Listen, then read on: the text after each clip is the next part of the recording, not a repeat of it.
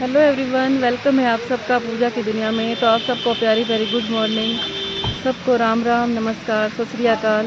एक और नई सुबह आप सबको मुबारक हो। परमात्मा की कृपा सबके ऊपर बनी रहे। तो शुरुआत करते हैं हम आज के दिन की और आज के व्लॉग की। और आप भी कीजिए प्रकृति मैया के दर्शन।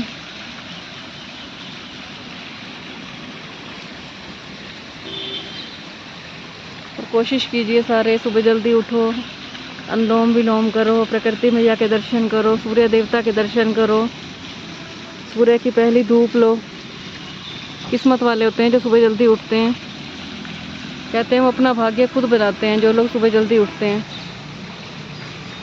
जो सोएगा सो खोएगा और जो जागत है सो पावत है। सो गाइस, मैं कर रही हूँ खुशी के लिए गर्म पानी और आज चमत्कार हो गया। आज खुशी अपने आप उठ गई है, मेरे को उठाने की ज़रूरत नहीं पड़ी। और कल ये लेट उठी तो मैंने सोच लिया था कि आज मैं इसको उठाऊंगी नहीं, आज के बाद मैं उठाऊंगी नहीं इसको, अपने आप उठेगी ये। और आज ये अपने आप उठ के आ चुकी है, ये बैठी है देखो। और दे दिया मैंने गर्म पानी इसको। तो मैं तो यही करती हूँ, ना बच्चों को डांटती हूँ ना कुछ, सीधा यही काम करती हूँ। ऐसे सजा दे दो कि अगले दिन वो अपने आप उठ के आए। अपने आप उठ के आ गई है देखो आज। तो गाइस, खुशी चल पड़ी है अपनी एकेडमी में और चाय चो इसने कुछ नहीं पी। और मैं साफ़ कर रही हूँ धनिया। हम लेडीज़ की सारी सर्दियाँ ये सब धनिया मेथी पुदीना साफ़ करने में बीत जाती हैं। देखिए, सारी धनिया साफ़ कर ली है मैंने। और इधर बन रही है चाय। तो आ जाओ जिसने चाय पीनी हो। और मेरी फ्रेंड का परसों मैसेज आया हुआ था, इस पे यूट्यूब पे ही मेरी वीडियो पे आया था कि हम तो चाय पीते ही नहीं हैं, सीमा जी हैं पानीपत से। तो मैं तो कहूँगी आप बहुत सुखी हो, अच्छी बात है, आप नहीं पीते तो इस बीमारी से आप बचे हुए हो। मैं तो चाय को भी एक नशा बोलती हूँ, जैसे एक शराबी शराब नहीं छोड़ सकता, हमें भी तो चाय का नशा है। हम भी शराबी से कम थोड़ा है। उसको शराब का नशा होता है और हमें चाय का नशा होता है। तो जितना हो सके हमें चाय कम पीनी चाहिए। रोज़ हम पीते हैं, एक दिन ना मिले हमारे सिर में दर्द हो जाता है। तो इसका मतलब साफ है कि चाय ने हमें अपने वश में कर रखा है। वो अलग बात है हम कभी कभी पिए तब तो ठीक रहता है, लेकिन एक दिन ना मिले तो ऐसे होता है बस सिर दर्द हो जाएगी, सिर फट जाएगा। सो गाइस, चाय मैंने पी ली है और अब मैं साफ़ कर रही हूँ मेथी। और अंदर बैठ के कर रही हूँ मैं, क्योंकि बाहर धूप में बैठो तो गर्मी लगने लग जाती है और अंदर बैठो तो ठंड लगने लग जाती है। बीच में फंस गए हैं, करें क्या बताओ। और थोड़ी सी चर्चा करते हैं। कहते हैं कि इंसान सारी ज़िंदगी पैसे के पीछे भागता रहता है। गांव वाले सोचते हैं हम शहर में रहें। जैसे कोई पानीपत में रहता है तो वो सोचता है मैं दिल्ली में चला जाऊँ। दिल्ली वाला सोचता है मैं बॉम्बे में चला जाऊँ। बॉम्बे वाला सोचता है मैं सिंगापुर चला जाऊँ। सिंगापुर वाले कहाँ जाएंगे। तो इंसान ने तो धरती पे तो कब्जा था ही था, आसमान पे भी कर लिया। जैसे लोग चांद पे धरती ले रहे हैं। परमात्मा ने कुछ अपने लिए रखा था, कुछ इंसानों के लिए रखा था, लेकिन किसी की भूख पूरी नहीं होती। 100 वाला 1000 कमाने के लिए दौड़ रहा है, 1000 वाला लाख कमाने के लिए दौड़ रहा है और लाख वाला करोड़ कमाने के लिए दौड़ रहा है। हर किसी को आगे से आगे निकलना ही निकलना है। साइकिल वाला कहता है मेरे पास कार हो, कार वाला कहता है मेरे पास उससे अच्छी गाड़ी हो, और जो जिसके पास सबसे अच्छी गाड़ी है वो सोचता है मैं एक एरोप्लेन ले लूँ। तो इंसान की तृष्णा कभी पूरी नहीं होती। तो आज का मैं बोलती हूँ जो लाइफ का फंडा है वो यही है कि जिसको जो भी मिला है उसमें खुश रहो, क्योंकि कभी हमारी जो इच्छाएं होती हैं वो पूरी नहीं होती। कहते हैं कामनाएं, कामनाएं किन को बोलते हैं, जो हमारी ज़िंदगी में कभी काम ही नहीं आती। इंसान कामना के पीछे भागता रहता है, भागता रहता है, लेकिन कामनाओं का मीनिंग यही होता है कि कामनाएं जो ज़िंदगी में कभी भी काम नहीं आती, वो ऐसी कामनाएं होती हैं। क्योंकि परमात्मा हमें 100 देता है तो कहता है इंसान मुझे 1000 चाहिए, 1000 देता है तो उसे लाखों चाहिए होते हैं, लाखों चाहिए हो तो उसे करोड़ों चाहिए होते हैं।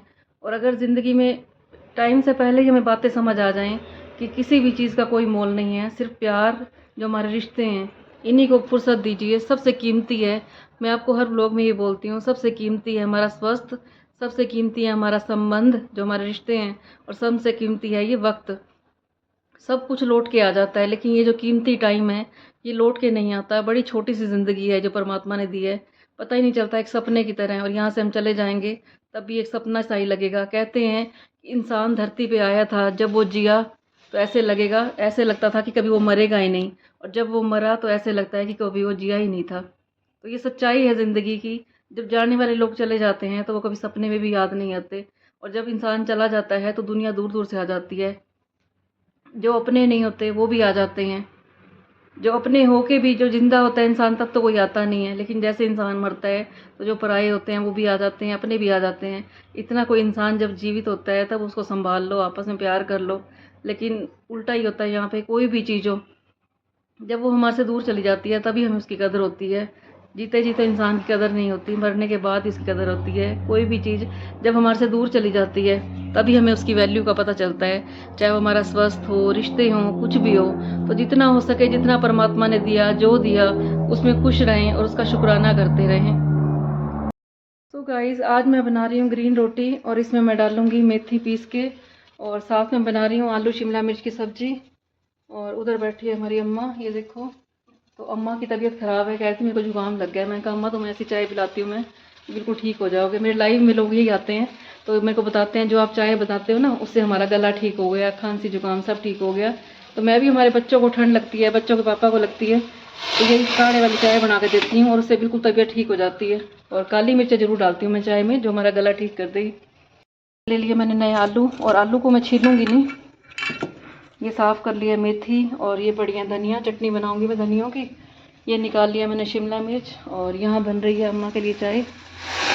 अच्छी तरह काढ़ा बनाया मैंने, अदरक वाला, अदरक, सौंफ, इलायची। और वो बैठी है अम्मा, आज इसको ठीक करके भेजेंगे हम।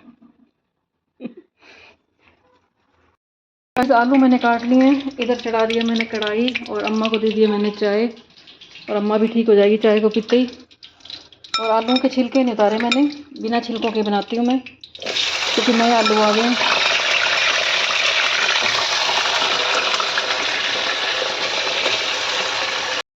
डाल दिया मैंने आलू और शिमला मिर्च, और स्लो पे रखूँगी, नमक हल्दी डाल दिया मैंने, और ये भिगो दिया मैंने मेथी। अब मैं इसको पीसूँगी और बनाऊँगी मैं ग्रीन रोटी। इसमें चटनी, जिसमें मैं डालूँगी हरी मिर्चें, धनिया, 2 नींबू निचोड़ के डालूँगी, और सिर्फ नमक डालूँगी। निकाल लिया मैंने मिक्सी का जार, और फिर चटनी बनाने के बाद दिखाती हूँ मैं आपको। तो गाइस हमारी चटनी रेडी हो गई है, निकाल रही हूँ मैं बाउल में, और बहुत टेस्टी चटनी बनती है ये। और ये निकाल लिया मैंने चटनी, और इसमें पीस रही हूँ मैं मेथी और हरी मिर्चें, लहसुन भी डाला है मैंने, और इसका आटा गूंदूंगी मैं इस बाउल में निकाल के। गाइस आटा निकाल लिया मैंने, नमक भी डाल दिया है, और ये पीस लिया मैंने मटेरियल। अब इससे मैं आटा गूंद रही हूँ, और फिर बनाएंगे हम ग्रीन रोटी। आटा मैंने गूंद लिया है, और ये निकाल दिया मैंने गाजर का अचार, और इधर हो गई हमारी सब्जी रेडी। और अब रखेंगे मैं तवा। गाइस खुशी आ चुकी है, और बकवास कर रही हैं, और पैन खा रही नहीं खाओ ना, मैं रोटी रख रही हूँ, तवा रख रही हूँ। ओए रोम, देखा इस बुक्खड़ को, पागल सी। और ये निकाल दिया मैंने दही, जो मैंने घर पे ही जमाई थी, क्योंकि खुशी की डिमांड आई है मीठी लस्सी पीने की, तो बनाते हैं भाई मीठी लस्सी। तो गाइस आ जाओ खा लो हेल्दी रोटी, टेस्टी रोटी, ग्रीन रोटी, साथ में आलू शिमला मिर्च की सब्जी। तो गाइस आ जाओ खा लो ग्रीन रोटी, साथ में है आलू शिमला मिर्च की सब्जी, और इसके अंदर मैंने सारी रेसिपी आपको दिखाई है, जो जो डाला है। इस धो दिए मैंने सारे कपड़े, और आज सारे वाइट कलर के कपड़े धोए हैं मैंने। समेटूंगी जो मैंने कल धोए थे कपड़े, पिछले सिमटते हैं और आगे फिर नंबर लग जाता है। मैं हो गई हूँ रेडी, और मैं जा रही हूँ खुशी की एकेडमी में, अब वहीं जाके आपको मिलूंगी मैं। सो गाइस मैं आ भी गई हूँ और मैं जा भी रही हूँ। अब याद आया लोगों ना, जैसे हमारा जाने का टाइम हुआ है तो मुझे याद आया कि मैंने ब्लॉग में क्लिप नहीं ली। सो गाइस अब टाइम है ब्लॉग के एंड करने का, लेकिन इससे पहले करेंगे हम थोड़ी देर के लिए परमात्मा की चर्चा। तो आपने रामायण में एक दृश्य देखा होगा कि जिस टाइम राम जी वनवास में गए होते हैं तो भरत जी को सब बोलते हैं कि आप राजगद्दी संभाल लो, और महिषी ने भी कहा था कि भरत तुम ये गद्दी संभाल लो। तो भरत जी ने उस पर जवाब दिया था कि अगर मैं इस राजगद्दी पे बैठ गया तो ये जो धरती है ये रसातल में पहुंच जाएगी। फिर महिषी ने कहा था कि यहाँ पे रावण भी आया था, कंस भी आया था, हिरण्यकश्यप भी आया था, कुंभकर्ण भी आया, तो इतने पापी राक्षसों के होने के बाद ये धरती रसातल पे नहीं गई, तुम्हारे राजगद्दी पे बैठने से धरती रसातल में क्यों पहुंच जाएगी। तो भरत ने इतना अच्छा आंसर दिया था, दिल को छू लेने वाला, और बड़े ध्यान से सुनना आप, क्योंकि सबने रामायण देखी होगी लेकिन कई बार हम भूल जाते हैं। मेरे जैसे भी 1 मिनट में सुनती है और उसी टाइम भूल जाती है, लेकिन मेरे को ऐसी बातें सारी ज़िंदगी मेरे को याद रहती हैं, ये बातें मेरे को भूलती नहीं हैं। तो भरत ने कहा था कि मेरे में और रावण में और कंस में, कुंभकर्ण में फ़र्क क्या रह जाएगा। वो तो राक्षस थे, लेकिन मैं हूँ राम का भाई, जिसको मर्यादा पुरुषोत्तम राम बोलते हैं। अगर राम का भाई भी यही काम करेगा तो फिर मेरे में और उनमें फ़र्क क्या रह जाएगा? तो राक्षस और देवता में क्या फ़र्क रह जाएगा? कितनी अच्छी बात कही थी। और मेरा ये सुनाने का मतलब यही था, जैसे कल मैंने आपको बताया था कि एक लड़के की शादी हो जाती है और उसकी वाइफ़ जो है वो पुलिस को बुला लेती है, तो इसी टेंशन में वो ज़हर पी लेता है और उसके पापा चले जाते हैं हॉस्पिटल में। तो जो इज़्ज़तदार लोग होते हैं उनको बहुत फ़र्क पड़ता है, वो जो भी काम करते हैं बड़ा सोच समझ के करते हैं। और मैंने कल आपको ये भी बताया था कि इस दुनिया में ज़हर सिर्फ़ सच्चे लोगों ने ही पिया है। मीराबाई ने भी ज़हर पी लिया था, राणा ने तो नहीं पिया था। तो यहाँ पे जीते जी कई लोगों को ज़हर पीना पड़ता है। जिसने सहनशीलता का ज़हर पी लिया उसने अपनी ज़िंदगी में सब कुछ हासिल कर लिया। और यहाँ पे अगर ज़हर पीते हैं तो सच्चे लोग ही पीते हैं। कभी आपने सुना कि जो लोग दूसरों को दुःख देते हैं उन्होंने ज़हर पी लिया? क्योंकि दुःख देने वालों को तो परवाह ही नहीं होती, वो तो ज़हर पिलाने वाले होते हैं। ज़हर पीने वाला हमेशा सच्चा इंसान होएगा, क्योंकि या तो वो सहनशीलता का ज़हर पी लेगा और जब उसे बर्दाश्त नहीं होता तो दूसरा ज़हर पी लेता है वो।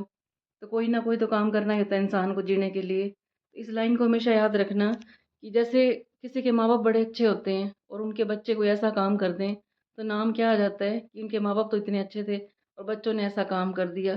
कई बार बच्चे बड़े अच्छे होते हैं और माँ-बाप ऐसा काम कर देते हैं, तो लोग क्या कहेंगे, इनके बच्चे कितने अच्छे हैं लेकिन माँ-बाप ने ऐसा काम कर दिया। तो हम जो भी मेरा व्लॉग देख रहे हो, जब भी कोई ऐसा काम करो तो अपने आगे-पीछे अपने माँ-बाप का कोई ऐसा नाम खराब ना करें कि जिससे हमें शर्मिंदा होना पड़े और उस परमात्मा से भी हम नज़र ना मिला सकें। कोई भी ऐसा काम ना करें, क्योंकि ये प्रकृति 24 घंटे हमें देख रही होती है। वो परमात्मा 24 घंटे देख रहा होता है। और भरत की बात हमेशा याद रखना कि मेरे में और उन राक्षसों में फ़र्क क्या रह जाएगा। और हालाँकि रावण बहुत ज्ञानी था, कुंभकर्ण को बहुत ज्ञान था, लेकिन उन्होंने ऐसा काम कर दिया। कहते हैं जो पापी का साथ देता है वो भी पापी होता है, चोर का जो साथ देगा वो भी चोर होगा। और आज मैंने दिन में भी एक डाली थी व्लॉग दुर्योधन वाली, वो भी ज़रूर देखना। उसमें दुर्योधन की आज एक नई बात सुनाई थी आपको। और ज्ञान तो कहते हैं हम जितना ले लें उतना कम है, दान हम जितना कर लें उतना कम है, और भक्ति हम जितनी कर लें उतनी कम है।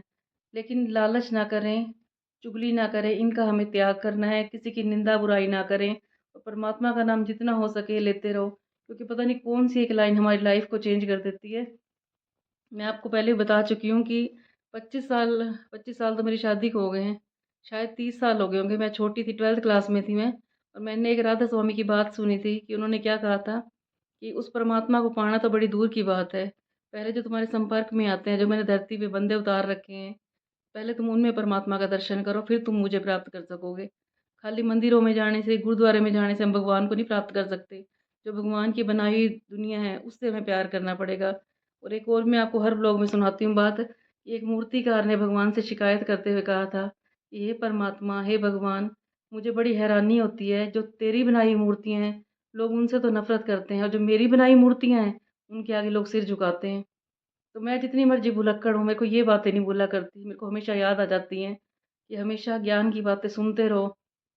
पता नहीं कब हमारा मन चेंज हो जाता है इनसे और हम अच्छे कर्म करने लग जाते हैं। तो कोशिश करनी चाहिए, हमें जितना हो सके अच्छे कर्म करने चाहिए। और जितने बच्चे भी मेरा व्लॉग देखते हैं तो वो भी यही सोच देखना और यही कोशिश करना, कोई ऐसा काम ना करना जिससे तुम्हारे माँ-बाप की इज़्ज़त ख़राब हो। क्योंकि जिनके बच्चे गलत काम कर लेते हैं, माँ-बाप को आँख उठा के चलना मुश्किल हो जाता है।